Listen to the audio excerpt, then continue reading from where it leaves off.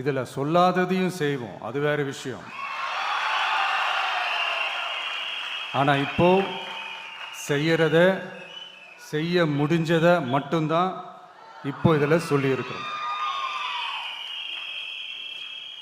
அப்படி நாம் உண்மையாக மனசார யோசித்து சொல்லியிருக்கிற நம்ம தேர்தல் அறிக்கையில் இருக்கிற ரொம்ப முக்கியமான 10 அம்சங்களை உங்களோட ஷேர் பண்ணிக்கிறேன்.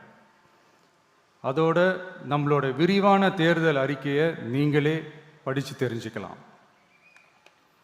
1, ஒவ்வொரு பெண்ணும் அதிகாரம் மிக்கவர் என்பதை பறைசாற்றும் வெற்றி மகளிர் திட்டங்கள். அதில்